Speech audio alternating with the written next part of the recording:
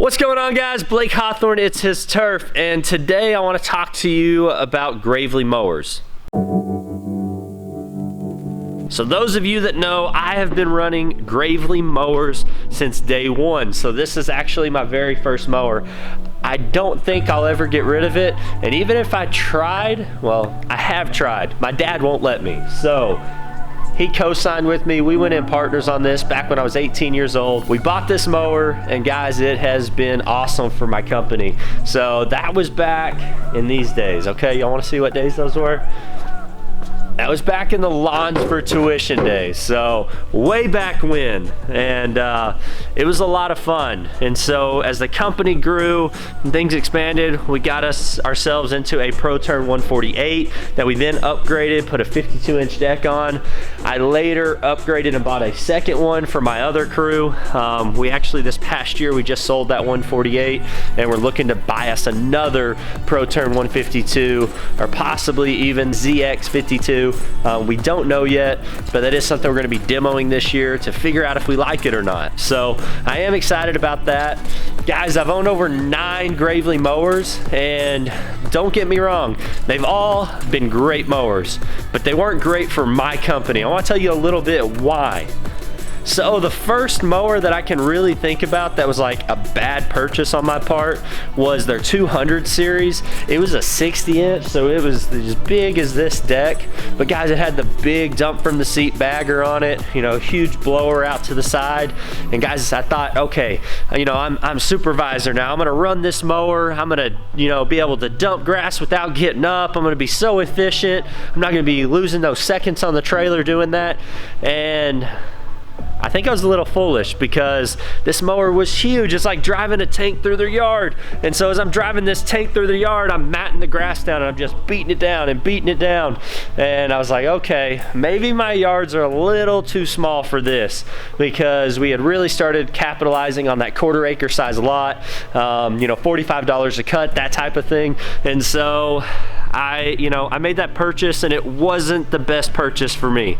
And so I started thinking, well, what can I do to make this cut better? I started looking at walk behinds, because stand-ons really weren't a thing at that time. And so I said, okay, I'm gonna buy a walk behind. I'm gonna get the sulky. I'm gonna get the little side bagger, the metal cage bagger, and I'm gonna cut from a different direction. I'm gonna stand the grass up.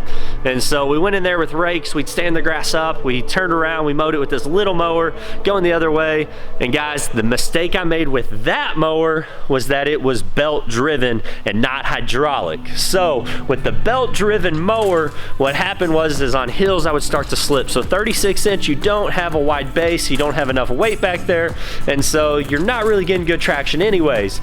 And then once you put a 200 plus, we'll call 200 plus pound man on the back of that, it doesn't like hills at all. So what happened was I used that mower for about 200, not even 200 hours, and I sold it. And then it gets me into my compact 44. So, as those of you that have been following me this past year, you know I love my Exmark Navigators. But before the days of the Exmark Navigators, I bought a compact 44 with the bushel, 3-bag bushel system in the back, and that's what I used for my narrower cut, my lighter machine, so I wasn't packing down the grass. And with this mower, guys, it was great. The only thing I didn't like was having to pull those bags out and dump those bags, because it slowed me down. But it wasn't worth using that big dump from the seat bagger because of its weight and the way that it packed the grass down, the way that it matted the grass down on the lawn. So we ran that mower for like 2,000 hours. I put an extra engine on it, and I had the opportunity this year to sell it. And guys, I just had to take advantage of that and sell it. I did hate to see that compact 44 go. Luckily, Gravely has a compact 34 and a compact 44 this year. I was sad to see that mower go. Gravely discontinued that mower, but this year they brought it back along with a compact 34. And so I'm really looking forward to that machine. The only thing I wish that there to be some modifications made to is the way that the bagging systems are. But for now, I am going to stick with my X marks just because they're center discharge, they're lightweight, I can mow from either direction, and I like the bagging system. But back over here to these. For this year, you know, I said we're gonna be looking at getting us into a ZX or, you know, possibly another Pro Turn 152, because I really like that machine. But the thing we have done is we have downsized into 16-foot trailers instead of 18 and 20-foot trailers. And so I've really been looking at the stand-ons. This isn't my stand-on, I'm demoing this, but I love it. I was talking to a few guys, Andy over at Cut and Clean, he's ran this machine a lot. He told me, man, you're gonna love it for backyards, for small yards, things like that, but you're gonna hate it for hills. I knew that because those of you that know, I demoed it last year. My brother kind of did that video, ran that machine a lot, and it did not like hills. But what I'm looking for this year is to replace my push mowers. We push mow over 200 lawns a week, and I want something like this to save us time and energy. I need my guy when he finishes mowing 50 or 60 lawns to be able to jump off, grab a weed eater, help the guys finish up weed eating, and then what I'm thinking is he can get a backpack blower, stand on the back of this thing, drive it through the properties, you know, our larger subdivisions, and blow everything off. I think for that, it's gonna be super efficient, and I'm really looking forward to that. I'm gonna go ahead and return this mower, but I'm looking to demo it one more time before I make my purchase. And guys, I am really loving this machine. Another one that I'm thinking about just to save for the space on the trailer is instead of getting another Pro Turn 152, is getting the Pro Stance 52, because if you look at the base of it, lined up rear wheel to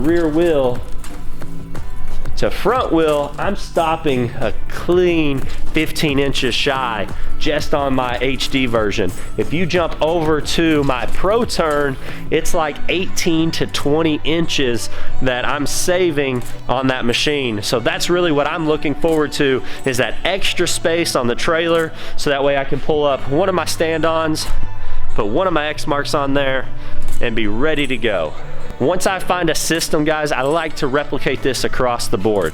So if I get this, I'll probably be getting a couple more. If I stick with this, I'll probably get a couple more. Or I may buy one of those and two of these. I'm just not sure yet. But I do know this about Gravely, guys. Gravely is a very well-built machine. Like I said, guys, this video was about Gravely. And so I've talked to you about my machines, but I also want to talk to you about why I've chose Gravely.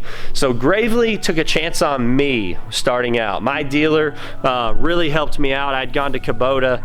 That's where I was wanting to go. I wanted to get a tractor, wanted to get a mower, wanted everything to match, wanted it to be like that.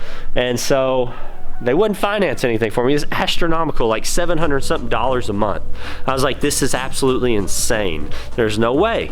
And so we went over there, checked out our Gravely dealer. We got this mower for $150 a month. And so that was phenomenal. Like, that was an awesome opportunity. Next thing that really got me with this is when I bought my first Pro Turn 148 and we had some trouble with the deck. This mower went down, guys.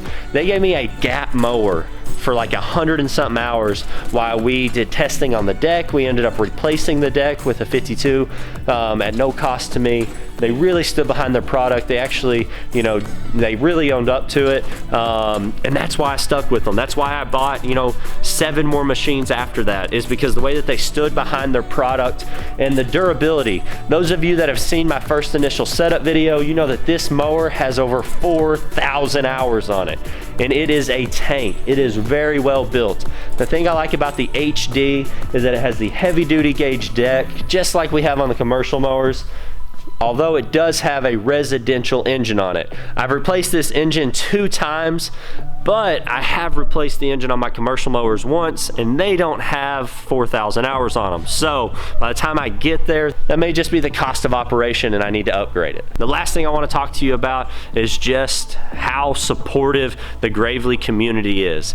And so I already love their mowers. I love the GAP program that my dealer offered.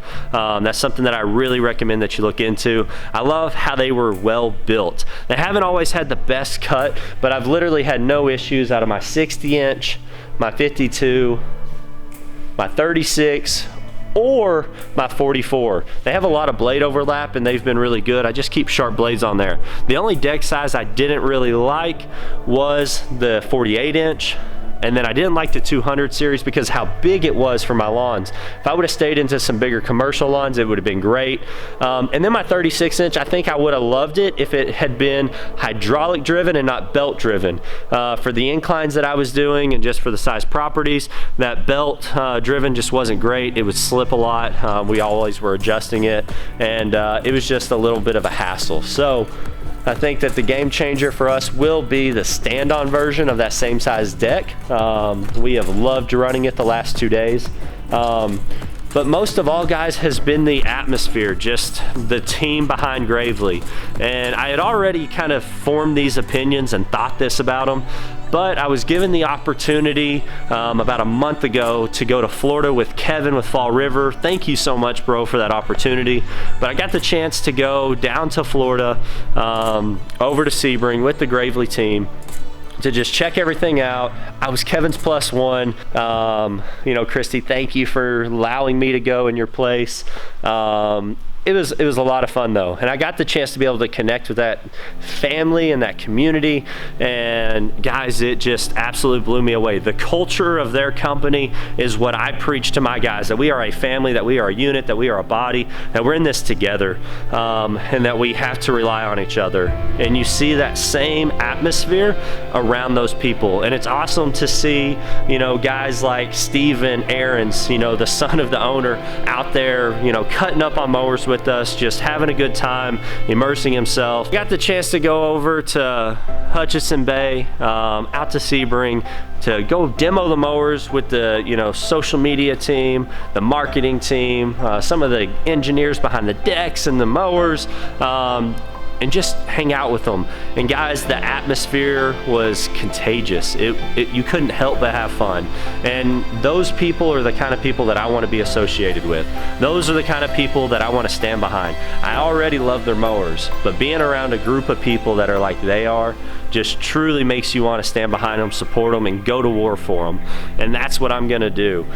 I love these machines. I love the opportunity. And I'm very blessed and very humbled to have the opportunity to be a 2019 Gravely Ambassador. I'm excited about that, and we're gonna have to get to that in the next video, where I'll show you about my trip and a little bit more about being an ambassador for Gravely. Thank you guys, God bless, and we'll see you on the next one.